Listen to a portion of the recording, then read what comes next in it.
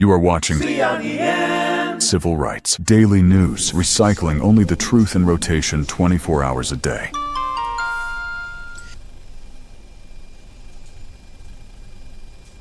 Good afternoon. You're watching Civil Rights Daily News. I'm MALIYAH Simone. We're going to start off with some global news right now with severe weather and torrential rains that have triggered flash flooding and mudslides across multiple regions in Peru, prompting local officials to declare a state of emergency. Heavy downpours overwhelmed urban drainage systems in the capital city of Lima, Peru, where water and sewage systems collapsed.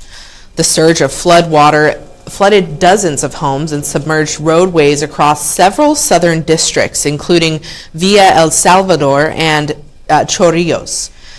School districts suspended in-person classes across the affected areas as emergency crews worked to assist stranded residents and clear debris. Outside the capital, severe weather impacted southern regions, including Arequipa and Moquegua. Rising rivers and landslides forced the closure of key coastal highway routes, disrupting transportation and local economic activity. National weather authorities attribute the intense precipitation to broader El Niño climate patterns affecting the Pacific coast.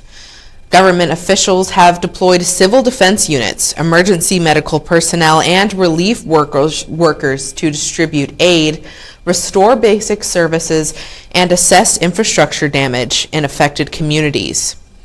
Atmospheric scientists point out that the increasing frequency and intensity of these severe weather events align with broader global warming trends. Rising global sea temperatures directly warm the waters off the Pacific coast, creating a localized ocean warming effect that significantly fuels atmospheric instability. Warmer ocean waters evaporate more moisture into the air, while a warmer atmosphere holds higher volumes of water vapor. When these ocean-warmed air masses move inland, they produce heavier downpours and more intense storms than typical seasonal baselines. Additionally, higher rain temperatures in the tropical Andes Mountains are accelerating the retreat of local glaciers. The loss of stable ice cover weakens soil retention on mountain slopes, making high-altitude communities far more vulnerable to severe landslides and mud flows during sudden downpours. Climate experts note that while localized weather patterns trigger individual storms, long-term ocean and atmospheric warming acts as a force multiplier, making extreme rainfall and resulting in infrastructure damage increasingly frequent along the South American coast. With Civil Rights Daily News, I'm MALIYAH Simone. We'll be back.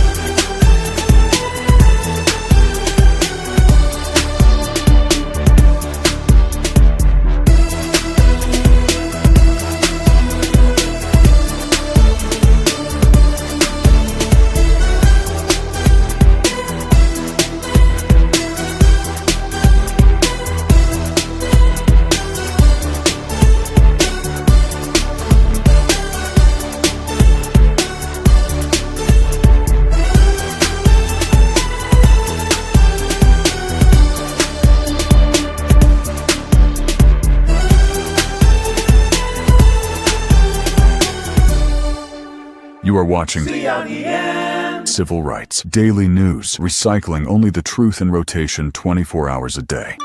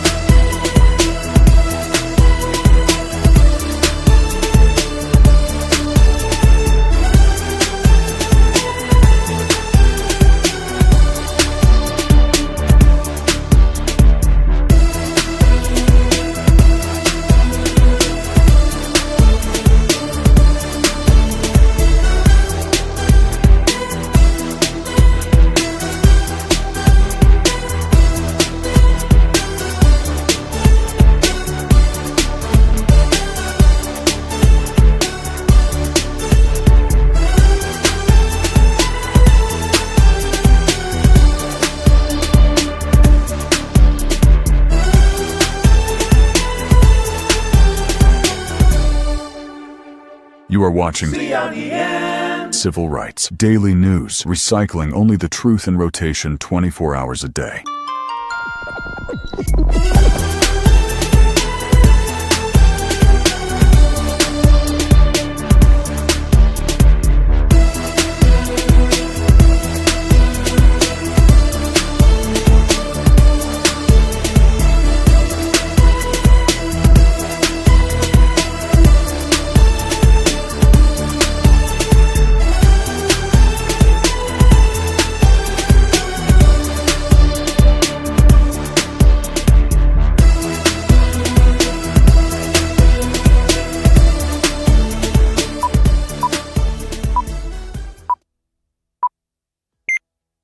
You are watching Civil Rights Daily News, recycling only the truth in rotation 24 hours a day.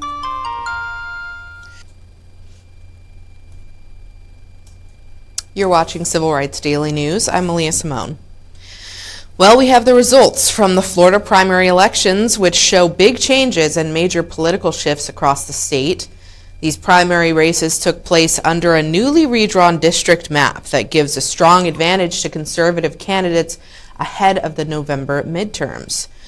The biggest surprise came in the Democratic Party Senate primary.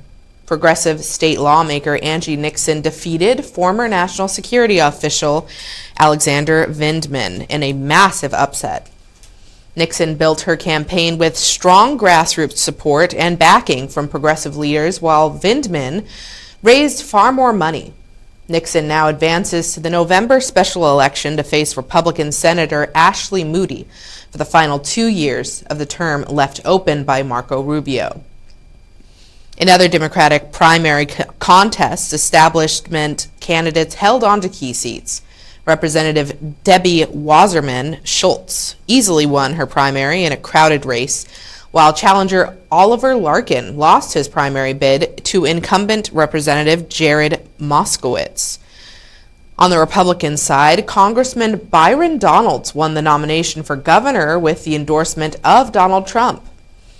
Donald will face Democrat David Jolly in November, and if Donald wins the general election, he will become the first black governor of Florida in history.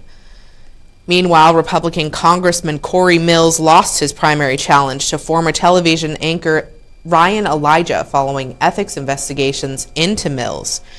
Far-right incumbent Randy Fine secured his party nomination for the 6th Congressional District, defeating multiple primary opponents.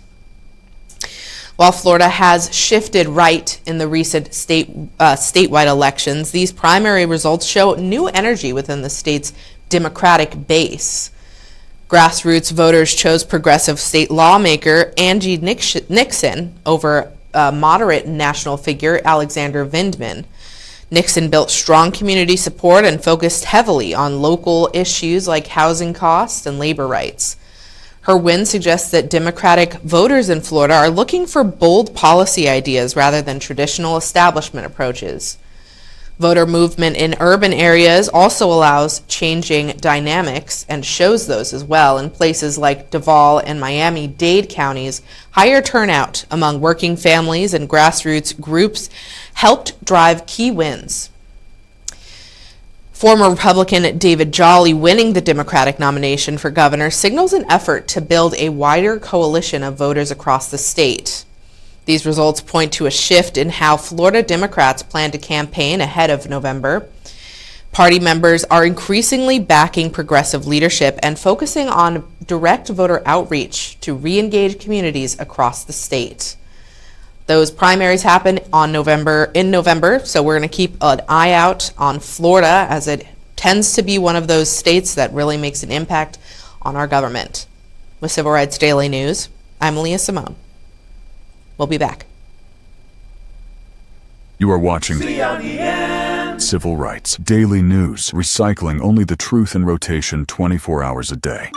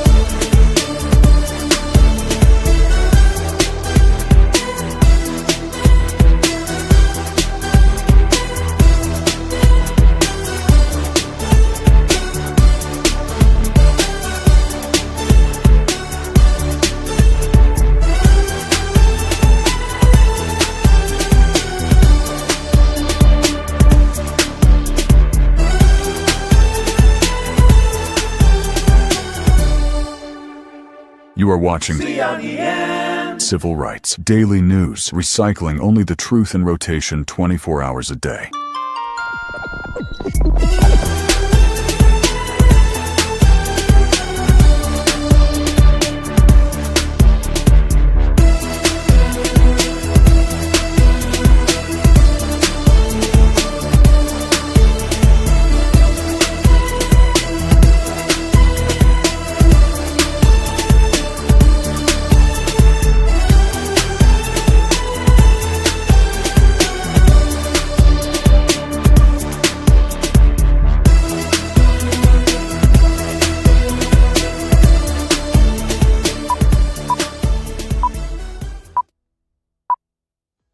You are watching CRDN Civil Rights Daily News, recycling only the truth in rotation 24 hours a day.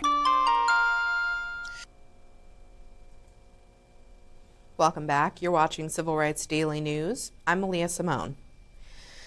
Initial vote tallies from the Alaskan Senate primary show a close race between former Democratic Representative Mary Peltola and incumbent Republican Senator Dan Sullivan. Under Alaska's open primary system, the top 4 vote-getters will advance to the general election ballot in November. With about 2/3 of the ballots counted, Peltola leads the field with just under 47% of the vote. Senator Sullivan follows closely behind at over 44%. A notable situation unfolded on the ballot as Senator Sullivan faced a challenger sharing his exact name. Dan J. Sullivan, a retired teacher and former Forest Service employee, received about 2% of the vote. State election officials cleared the elder challenger to run after the state Supreme Court rejected Republican claims that the matching name was meant to confuse voters.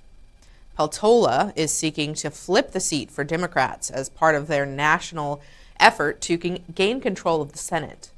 Sullivan is campaigning for a third term as Republicans work to hold their majority. The final lineup will be locked in once state officials finish counting the mail-in and absentee ballots. Historically, Alaska leans strongly Republican in presidential and federal contests, having only voted for a Democrat presidential candidate once back in 1964. However, the state's political landscape carries a distinct independent streak. Over half of all registered voters in Alaska register as nonpartisan or undeclared, leading to a unique local dynamic. At the state level, power frequently shifts, with bipartisan coalition governments often controlling the state's legislature, while conservative policies around energy and resources development hold broad appeal across the state. Candidates who build broad local coalitions can remain competitive statewide. We're going to continue to follow these election results because we're going to have the results of that at the end of the day, hopefully. So stay tuned for that.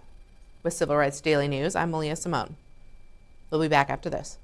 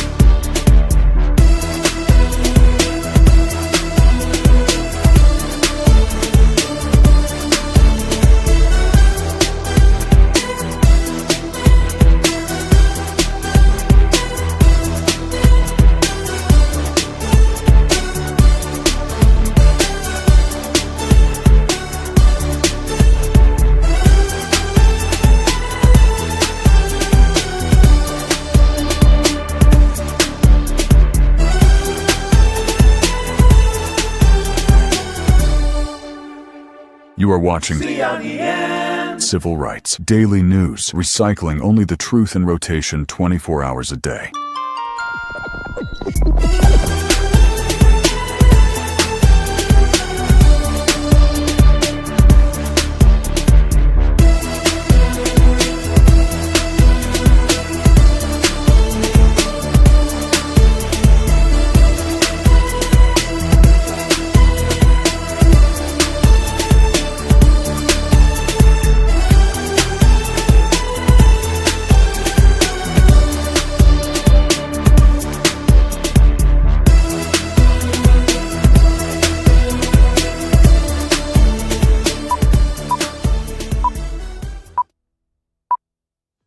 You are watching Civil Rights Daily News, recycling only the truth in rotation 24 hours a day.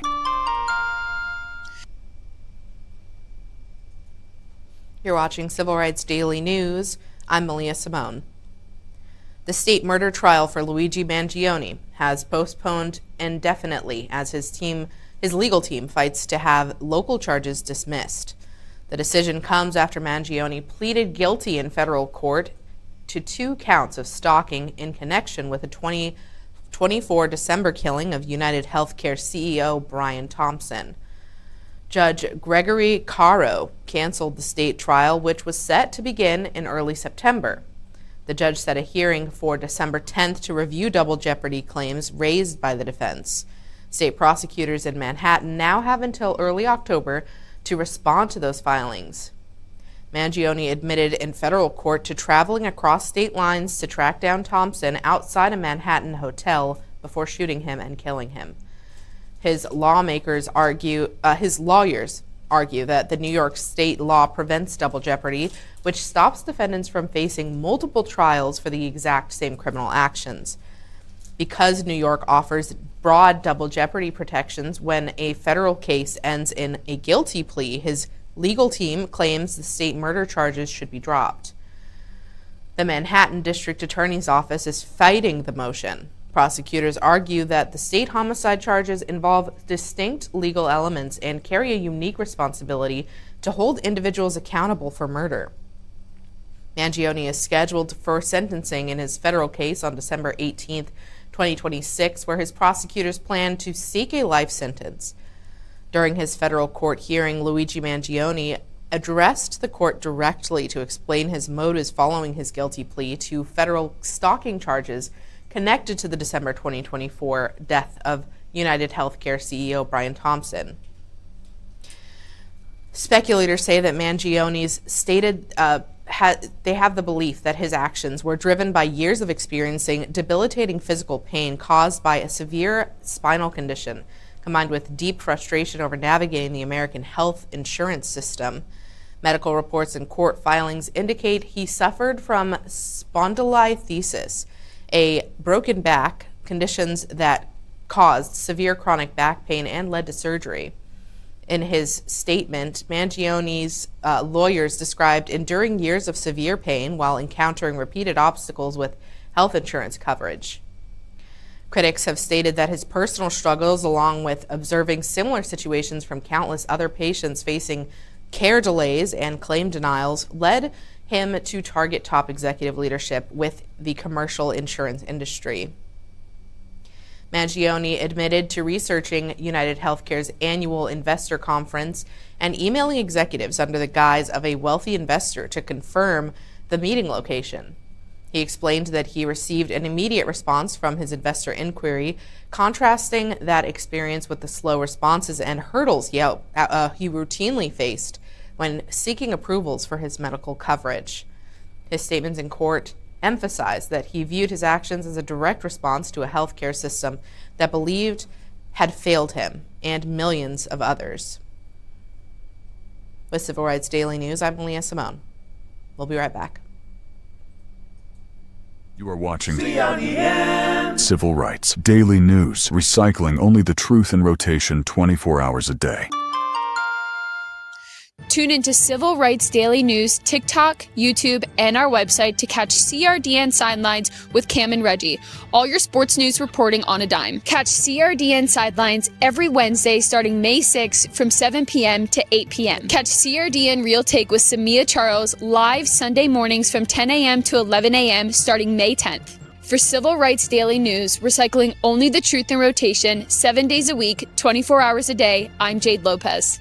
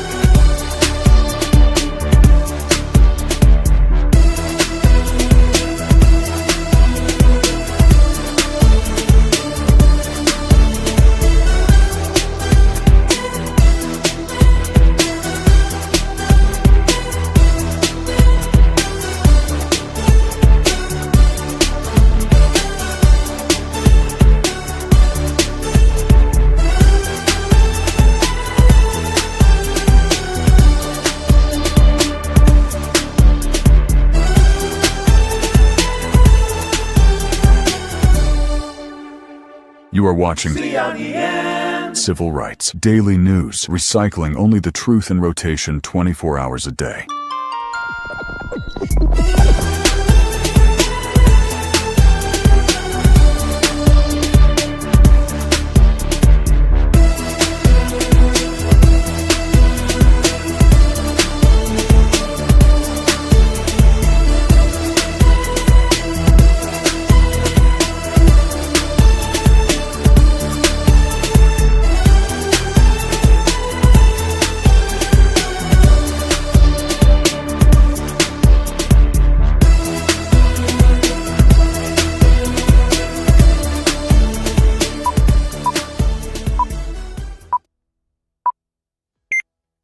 You are watching Civil Rights Daily News, recycling only the truth in rotation 24 hours a day. With Civil Rights Daily News, I'm MALIYAH Simone. Federal policy shifts regarding food safety and oversight continue to generate significant debate among industry analysts, public health experts, and consumer advocates. Critics of recent administrative changes point to the organizational restructuring across the Department of Health and Human Services, as well as workforce reductions and budget adjustments at the Food and Drug Administration. Opponents argue that fewer federal inspectors and reduced agency resources can slow down routine factory inspections, potentially allowing contamination risks or regulatory violations to go undetected for longer periods. On the other hand, supporters of the current administration contend that food safety priorities have been restructured rather than weakened. They highlight recent policy decisions aimed at removing petroleum-based synthetic dyes from the food supply and ending the industry's self-affirmation process for ingredients categorized as generally recognized as safe. Advocates maintain that these actions demonstrate tighter regulatory scrutiny over food additives, alongside ongoing efforts to modernize how the agency communicates product risks to the public. Determining whether there has been a definitive uptick in foodborne illnesses involves tracking multiple surveillance systems and interpreting complex public health data. Federal health agencies have logged several major multi-state outbreaks over the past year, including notable spikes in parasitic cyclospora causes linked to imported produce, as well as recurring salmonella outbreaks tied to shell eggs and fresh peppers. Public health researchers note that fluctuations in case counts often stem from specific weather events affecting crops, localized supply chain failures, or seasonal spikes rather than a single policy directive. At the same time, changes in federal data collection have altered how these numbers are tracked. The Centers for Disease Control and Prevention shifted its active surveillance network, FoodNet, to make state reporting optional for several foodborne pathogens while keeping effective monitoring mandatory primarily for Salmonella and E. coli. Critics argue that reduced reporting requirements and broader administrative changes across federal health agencies create gaps in data, which makes it harder to spot widespread trends or accurately compare current illnesses against historic baselines. Now, public health officials maintain that core outbreak detection networks remain fully operational to catch major contamination events and alert the public when these risks arise. So if you have noticed that you're getting more news about these recalls on food, I think the most recent one was on types of soup. It's something that definitely has to do with policy and those changes to the FDA. With Civil Rights Daily News, I'm MALIYAH Simone.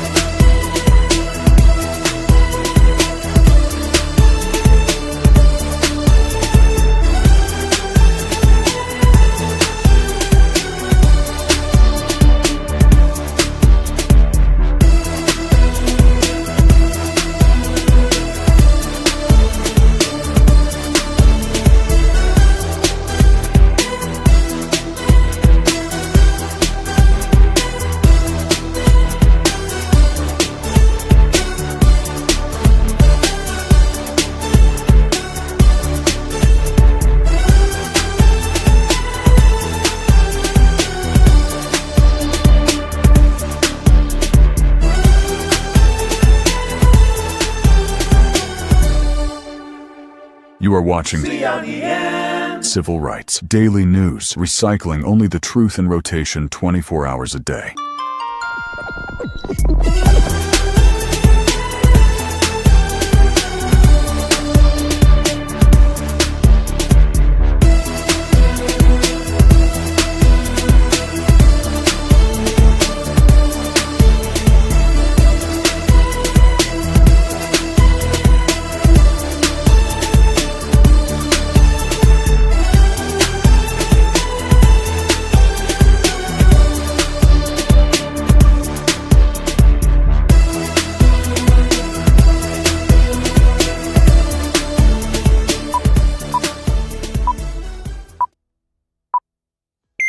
You are watching CRDN Civil Rights Daily News, recycling only the truth in rotation 24 hours a day.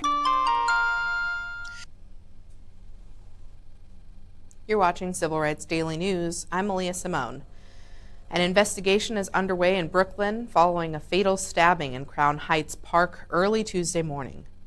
According to reports, police responded to a disturbance call around 12:40 a.m. at Lincoln Terrace Park in Crown Heights. Authorities say a dispute broke out between a man and a 30-year-old woman near a set of park benches. The altercation escalated into violence when the suspect stabbed the woman multiple times. First responders rushed the victim to Brooksdale Hospital, where she was pronounced dead from her injuries. Detectives are reviewing surrounding surveillance footage and interviewing witnesses who were in the area at the time of the attack. Investigators have not publicly confirmed if the victim and the suspect were known to each other. Police described the suspect as a man who fled the park as shirtless and wearing gray pants. No arrests have been made, and the investigation remains ongoing. Now, pivoting a little bit to public safety in New York City, since taking office, Mayor Zohran Mamdani has moved to shift New York City's public safety model towards civilian-led crisis response and prevention-focused programs. His administration established the Office of Community Safety, appointing the city's first deputy mayor to community safety to oversee non-police responses to mental health crisis, gun violence, interpreters, and hate crime prevention. Rather than expanding the police headcount, the city boosted funding and support for the existing Be Heard initiative, expanding its capacity to dispatch EMS and mental health professionals to nonviolent emergency calls instead of armed officers. To increase police transparency, the administration also codified a rule requiring the public release of body-worn camera footage within 30 days of critical incidents. Despite these early structural changes, significant portions of his public safety platform remain unfinished or face implementation hurdles. While Mamdani initially campaigned on creating a fully funded standalone Department of Community Safety to dispatch civilian crisis workers citywide, the current initiative remains a far smaller office operating alongside existing agencies. Now, critics and law enforcement advocates continue to push back against plans to remove police officers from specialized subway outreach teams, arguing that sworn officers remain necessary to handle unpredictable or dangerous situations. Scaling civilian crisis response citywide, expanding non-police transit ambassador programs across the subway systems, and ensuring the mental health teams can reliably handle high volumes of distress calls without compromising response times remain the primary challenges facing his public safety agendas. With Civil Rights Daily News, I'm MALIYAH Simone. We'll be right back.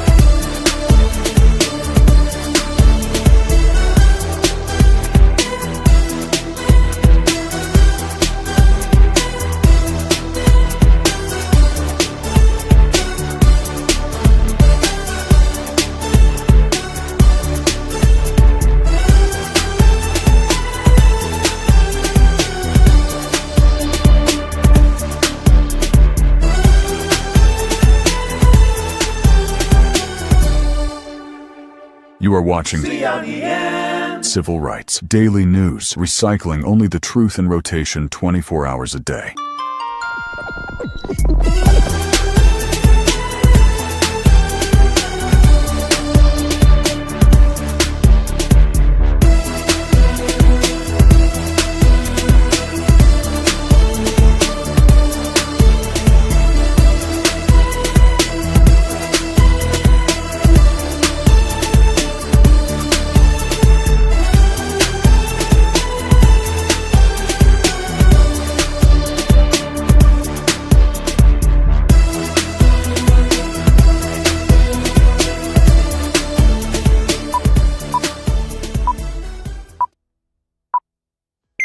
You are watching Civil Rights Daily News, recycling only the truth in rotation 24 hours a day. Welcome back. You're watching Civil Rights Daily News. I'm MALIYAH Simone. The box office battle between Christopher Nolan's epic adaptation of The Odyssey and Marvel's Spider-Man Brand New Day concluded with both films posting massive global returns, though Spider-Man ultimately secured the top spot in total revenue.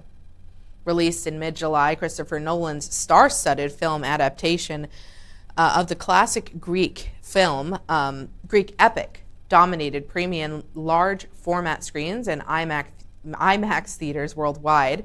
Driven by critical acclaim, strong word of mouth, and Nolan's established track record as a blockbuster director, The Odyssey became a massive box office hit and stands in second highest grossing film of the year. However, Sony and Marvel's flagship hero surged past to take the overall box office crown. Releasing at the end of July, Spider-Man's Brand New Day crossed the $2 billion threshold globally. Powered by heavy repeat viewing and broad family appeal, the web-slinger's fourth standalone Marvel Cinematic Universe outing established itself as the highest-grossing release of the year. Ticket scalping has reached extreme levels for the IMAX 70mm screenings of Christopher Nolan's The Odyssey at New York City's AMC Lincoln Square 13 Theater. As the only venue in the region capable of showing the film in IMAX of Nolan's preferred 70mm physical film format, which boasts the largest movie screen in the country, demand completely overwhelmed standard ticketing channels. When tickets initially dropped, automated bots and resellers bought up massive blocks of inventory, crashing ticketing apps and forcing sold-out statuses across all regular and late-night showtimes. Face value tickets originally priced under $35 quickly appeared on secondary market sites like eBay and Facebook Marketplace, where scalpers listed individual seats and multi-ticket bundles ranging from hundreds to several $1,000s. Reports showed individuals opening week tickets changing hands for upwards of $1,000, with some ambitious sellers posting multi-ticket packages with asking prices reaching as high as $5,000. The phenomenon has sparked intense frustration among moviegoers, particularly those unsold scalper tickets and last-minute cancellations have been left visible clusters of empty seats inside theoretical sold-out auditoriums. While theater chains continue to warn against purchasing second-hand passes due to widespread digital scams, the extreme resale market underscores how event-style film distribution and limited specialty screens can trigger concert-level ticket scrambles. Now, I personally haven't seen The Odyssey yet, but I do hope to see it soon. Definitely not going to be paying for those thousands of dollars worth of tickets, though. So if you're going out to see it, maybe see it in one of the smaller theaters. Still worth it. With Civil Rights Daily News, I'm MALIYAH Simone. We'll see you next time. You are watching Civil Rights Daily News, recycling only the truth in rotation 24 hours a day. Tune into Civil Rights Daily News, TikTok, YouTube, and our website to catch CRDN Sidelines with Cam and Reggie. All your sports news reporting on a dime. Catch CRDN Sidelines every Wednesday starting May 6th from 7 p.m. to 8 p.m. Catch CRDN Real Take with Samia Charles live Sunday mornings from 10 a.m. to 11 a.m. starting May 10th. For Civil Rights Daily News, recycling only the truth in rotation, 7 days a week, 24 hours a day, I'm Jade Lopez.